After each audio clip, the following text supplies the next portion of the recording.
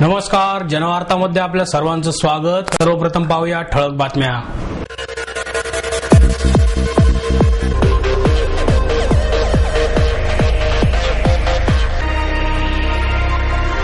पुण्यातील पाणी कपात मागे घेण्याच्या मागणीसाठी शिवसेना कॅन्टोन्मेंट विभागाच्या वतीने भवानीपेठ क्षेत्रीय कार्यालयावर हंडा मोर्चा आणि येत्या 15 दिवसात माल आणि प्रवासी वाहतूक करणाऱ्या वाहनांना टोलमध्ये 50% सवलत न दिल्यास महाराष्ट्र बंद करण्याचा राज्य माल आणि प्रवासी वाहतूक महासंघाचे अध्यक्ष बाबा शिंदे यांचा इशारा।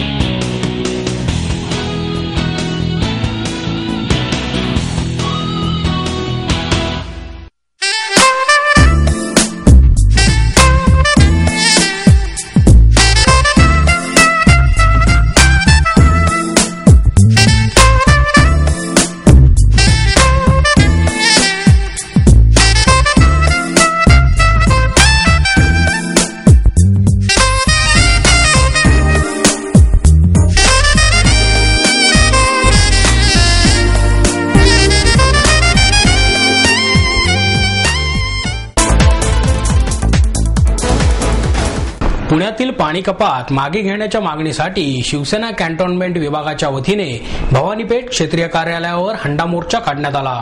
मात्र अधिकाऱ्यांनी दरवाजा बंद केल्यामुळे संतप्त महिलांनी क्षेत्रीय कार्यालयात हंडे फोडून निषेध नोंदवला। पाणी पुरवठा सुरळीत न झाल्यास तीव्र आंदोलन करण्याचा इशारा यावेळी देण्यात आला।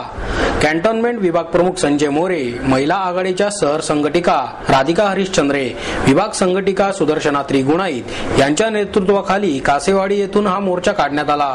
नगरसेविका सोनम झेंडे, माजी नगरसेवक महेश जगताप, विभाग संघटिका रोहिणी कोल्हाळ, विभाग उपप्रमुख एकनाथ ढोले, वीरेंद्र गायकवाड, उत्तम भुजबळ, रेणुका फडेलवार, नरसय्या अचपेटी यांच्यासह अनेक कार्यकर्ते मोर्चात सहभागी झाले होते।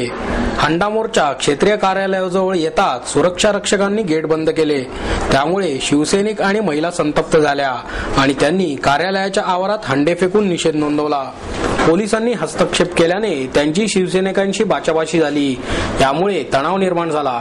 शिवसैनिकांनी घोषणा देत कार्यालयाचा परिसर दणाणून सोडला। निवेदन देण्यासाठी कार्यालयात न जाण्याचा निर्णय घेत गेटवर ठिय्या आंदोलन करण्याचा निर्णय घेण्यात आला। पाणी पुरवठा अधिकारी कार्यालयात उपस्थित नसल्याने उपअभियंता राजून मनशारामने यांनी गेटमधूनच निवेदन स्वीकारले। महिलांसाठी स्वच्छतागृह उभारण्याची मागणीही यावेळी करण्यात आली। राधिका हरिश्चंद्रे म्हणाल्या, शेतीला पाणी सोडणे आवश्यक असले तरी पिण्यासाठी पाणी अधिक महत्त्वाचे आहे। पुणे शहरात पिण्याच्या पाण्याचे भरपूर स्रोत आहेत, त्यांचा सुधारणा करण्यात महापालिका प्रशासन अपयशी ठरले आहे। शिवसेनेच्या वतीने सर्व क्षेत्रीय कार्यालयात निवेदने देण्यात येणार आहेत। मात्र तरीही पाणी कपात रद्द झाली नाही तर शिवसेनेच्या पुणे जिल्हा संपर्क प्रमुख आमदार डॉक्टर नीलम गोरे यांच्या नेतृत्वाखाली शहरात शिवसेना पद्धतीने आंदोलन छेडण्याचा इशाराही हरिश्चंद्रे यांनी यावेळी दिला। मी शहर संघटिका म्हणून महिलांच्या वतीनं या ठिकाणी एक मागणी महत्त्वाची करत आहे की धरणं भरलेली होती, नद्यांमध्ये देखील पाणी दिसतं आहे, तरी या ठिकाणी पाणी कपात केली गेलेली आहे। पुणे शहरामध्ये पाणी कपात व्हायला काहीच हरकत नाहीये, परंतु हे धरणाचं पाणी गेलं कुठे हा एक मोठा प्रश्न नागरिकांच्या समोर आहे। त्यामुळे आमची मागणी आहे की याची उत्तर आम्हाला मिळाली पाहिजेत। शेतीला पाणी जाणं त्याच्यामध्ये काहीही गैर नाहीये, पण जनतेला पाणी प्यायला मिळणं हे देखील गरजेचं आहे, तेव्हा तो त्यांचा हक्क आहे। त्याचबरोबरीने त्यासाठी पाण्याचं नियोजन होणं अत्यंत गरजेचं आहे। पुण्यामध्ये पाण्याचा स्रोत भरपूर आहे। या पेठा थोड्याशा शहराच्या दृष्टिकोनातून नीच पातळीवरती आहेत आणि या ठिकाणी पाण्याचे स्रोत भरपूर आहेत। त्या ठिकाणी विहिरी, हातपंप यांची दुरावस्था आहे, तर त्याची सगळी व्यवस्था सरकारनं करायला हवी। नव्हे तर वेगवेगळ्या ठिकाणच्या वॉर्ड स्तरीय पद्धतीतून त्या ठिकाणी हातपंप बसवले गेले पाहिजेत, जे आहेत ते दुरुस्त केले गेले पाहिजेत आणि पाण्याचा स्रोत हा नागरिकांच्या पर्यंत पोहोचला पाहिजे, ही आमची मागणी आहे। आणि या पद्धतीने आम्ही प्रत्येक वॉर्डमध्ये प्रत्येक क्षेत्रीय कार्यालयामध्ये या पद्धतीने आम्ही निवेदन देत आहोत, त्यांना सुचवत आहोत आणि हे आम्ही 4 दिवस करणार आहोत. त्यानंतरही जर काही सुधारणा दिसली नाही तर दिनांक 12 किंवा 13 तारखेला माननीय आमदार नीलमताई गोरे संपर्क नेत्या यांनी यापूर्वी देखील आंदोलन केलेलंच आहे. त्याच पद्धतीनं अतिशय जोरदार असं आंदोलन पुणे. बलात्काराची फिर्याद मागे घेतली नसल्याच्या कारणावरून खून करणाऱ्या 2 जणांना कोंढवा पोलिसांनी अटक केली.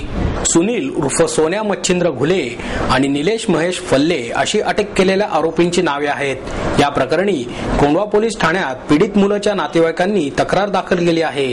पीडित मुलीचा भाऊ गणेश 12 डिसेंबर 2011 रोजी दुपारी 2 वाजता घरातून बाहेर पडला. 2-3 दिवस झाले तरी तो घरी परत आला नाही. त्याच्या कुटुंबियांनी त्याचा नातेवाईकांकडे शोध घेऊन अखेर कोंढवा पोलीस ठाण्यात तो हरवल्याची तक्रार दाखल केली. बरेच दिवस गणेशचा शोध न लागल्याने या प्रकरणाचा तपास 4 फेब्रुवारी 2012 रोजी गुन्हे शाखेकडे वर्ग करण्यात आला. गुन्हे शाखेच्या पोलिसांनी या प्रकरणाचा सखोल तपास करून त्याचा छडा लावला. गणेशच्या बहिणीवर बलात्कार केल्याप्रकरणी सुनील घुले आणि त्याच्या 2 साथीदारांना कोंढवा पोलिसांनी 2010 मध्ये अटक केली होती. 3 महिन्यानंतर सुनील जामिनावर सुटला. तुरुंगातून बाहेर आल्यानंतर बहिणीला बलात्काराची फिर्याद मागे घ्यायला लाव असा तगादा सुनीलने गणेशकडे लावला होता. मात्र गणेश त्याला तयार होत नव्हता. 12 डिसेंबर रोजी गणेशला सुनीलने बोलावून घेतले आणि त्याला त्याच्याच गाडीवरून मुळशी तालुक्यातील वांद्रे निवे रस्त्यावर नेण्यात आले.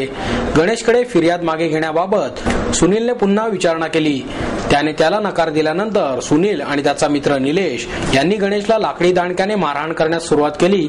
यामध्ये गणेशचा मृत्यू झाला. त्यानंतर त्याचा मृतदेह दोघांनी दरीत टाकून दिला अशी माहिती अप्पर पोलीस आयुक्त अनंत शिंदे यांनी दिली. गुन्हे शाखेच्या युनिट 4 चे पोलीस निरीक्षक अरुण वालतुले, शौकत अली सय्यद, अखिल शेख, अशोक अटोळे, संभाजी वाघ, सुनील कदम बांडे, दिनेश शिंदे, मोहन डोंगरे यांच्यासह सहकाऱ्यांनी गुन्हा उघडकीस आणण्यामध्ये सहभाग घेतला. शिवसेनेचे कार्यप्रमुख उद्धव ठाकरे यांच्या मार्गदर्शनानुसार पुणे महापालिकेतील शिवसेनेच्या गटनेतेपदी नगरसेवक अशोक हरणावळ यांची निवड करण्यात आली. शिवसेनेच्या नगरसेवकांची पालिकेत बैठक झाली. त्यानंतर शिवसेनेच्या पुणे जिल्हा संपर्क प्रमुख आमदार डॉक्टर नीलम गोरे यांनी ही माहिती दिली. अशोक हरणावळ यांनी प्रभाग समितीवर स्वीकृत सदस्य म्हणून 2002 मध्ये काम केले आहे.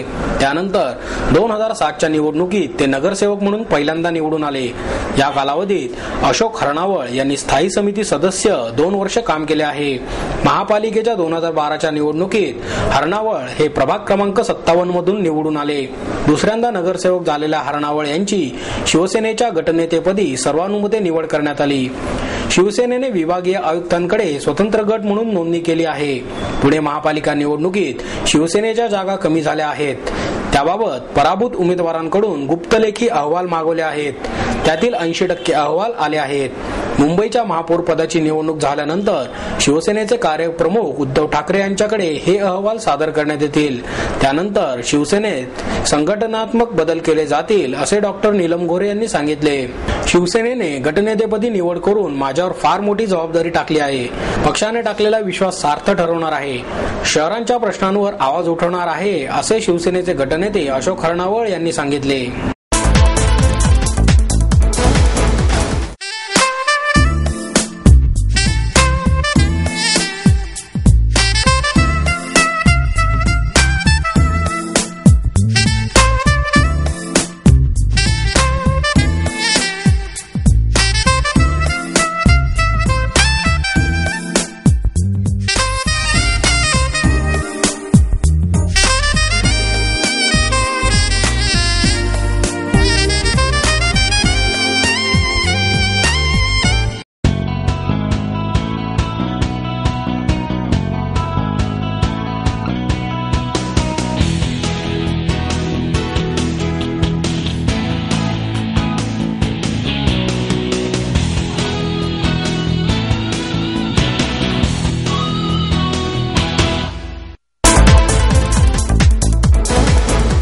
येत्या 15 दिवसात माल आणि प्रवासी वाहतूक करणाऱ्या वाहनांना टोलमध्ये 50% सवलत न दिल्यास महाराष्ट्र बंद करण्याचा इशारा राज्य माल आणि प्रवासी वाहतूक महासंघाचे अध्यक्ष बाबा शिंदे यांनी दिला.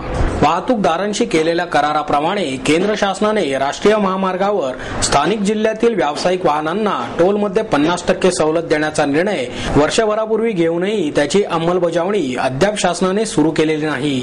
येत्या 15 दिवसात या निर्णयाची अंमलबजावणी न झाल्यास महाराष्ट्र बंद करण्याचा इशारा राज्य माल आणि प्रवासी वाहतूक महासंघाचे अध्यक्ष बाबा शिंदे यांनी दिला. वाहतूकदारांच्या प्रश्नांवर डिसेंबर 2010 मध्ये देशव्यापी संप पुकारण्यात आला होता. त्यावेळी केंद्रीय मंत्र्यांबरोबर झालेल्या बैठकीत राष्ट्रीय महामार्गावरील टोलमध्ये स्थानिक जिल्ह्यातील व्यावसायिक वाहनांना 50% सवलतीची मागणीही केली होती. त्यानंतर शासनाने 12 जानेवारी 2011 रोजी अधिसूचना काढून त्यामध्ये स्थानिक जिल्ह्यात नोंदणी झालेल्या वाहनांना टोलमध्ये सवलत देण्याची आणि कोणत्या वाहनाला किती प्रमाणात टोल आकारावा याचे बंधन घातले आहे. मात्र हा GR अनेक महिने दौडवून ठेवण्यात आला. आम्ही पाठपुरावा केल्यानंतर या GRची माहिती मिळाली. या GRची अंमलबजावणी करण्यासाठी काही महिन्यांपासून आम्ही पाठपुरावा करत आहोत. दक्षिणेतील अनेक राज्यांमध्ये यापूर्वीच या नियमानुसार 50% सवलत देण्यास सुरुवात करण्यात आली आहे. मात्र त्याला राष्ट्रीय महामार्ग प्राधिकरणाचे अधिकारी दाद देत नसल्याने आंदोलनाचा मार्ग अवलंबावा लागत आहे. येत्या 15 दिवसात ही सवलत पुण्यातील शिवापूर, सोमाटणे, लोणी, चाकण, रांजणगाव येथील टोल नाक्यांवर मिळाली नाही तर राज्यभरातील वाहतूकदार बंद पुकारतील असे बाबा शिंदे यांनी सांगितले.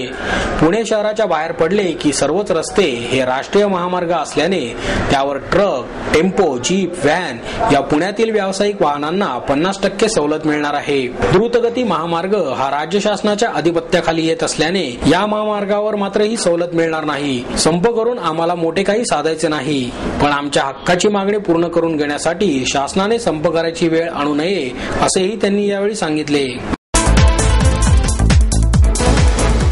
आपल्याला जेवढे हवे तेवढेच निसर्गाकडून घ्यावे आणि उर्वरित गोष्टींचे रक्षण करावे असे प्रतिपादन वास्तुविशारद प्राध्यापक गिरीश देशपांडे यांनी केले. आर्किटेक्ट, इंजिनियर्स अँड सर्वेयर्स असोसिएशनच्या आयसा आणि आयसा-तेसे पुरस्कारांचे वितरण प्राध्यापक देशपांडे, जे स्कूल ऑफ आर्किटेक्चरचे प्राचार्य राजीव मिश्रा यांच्या हस्ते झाले. यावेळी संस्थेचे अध्यक्ष विश्वास कुलकर्णी, गौतम पाषाणकर, दिवाकर निमकर, RD देशपांडे, सुरेश मोडक, गणेश प्रसाद पारखी, सचिन जोशी, कृती जैन, रघुनंदर बेहरे आदी उपस्थित होते. प्राध्यापक देशपांडे यांच्या हस्ते कल्प या विशेषांकाचे प्रकाशन झाले. नारायण देव, SN पिंगळे यांना जीवन गौरव पुरस्काराने गौरवण्यात आले.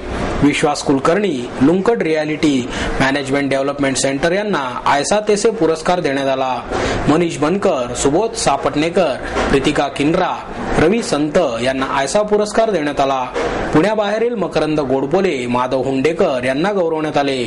जीवन गौरव पुरस्काराला उत्तर देताना देव आणि पिंगळे यांनी कामावरील निष्ठा आणि प्रामाणिकपणे काम करण्याचा सल्ला नवोदितांना दिला.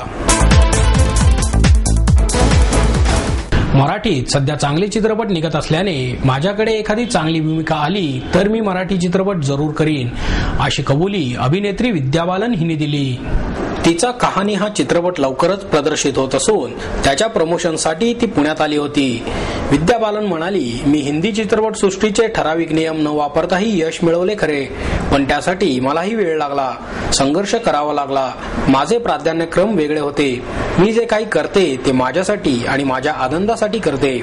आज चित्रपट व्यवसाय हळूहळू बदलतोय, त्याचा फायदाही मला झाला असे सांगून विद्या म्हणाली, या बदलांना माझ्यामुळे थोडे जरी प्रोत्साहन मिळाले असेल तर मला खरोखरच बरं वाटेल. इश्किया, डर्टी पिक्चर हे चित्रपट स्त्रीचे सौंदर्य व्यक्त करणारे होते. अशा भूमिका नंतरही करायला आवडतील असे सांगून ती म्हणाली, आज स्त्री केंद्रित चित्रपट यशस्वी होत आहेत कारण ही पात्रे तुमच्या आमच्या आयुष्यातील आहेत, त्यामुळे प्रेक्षक त्यांच्याशी रिलेट होतात.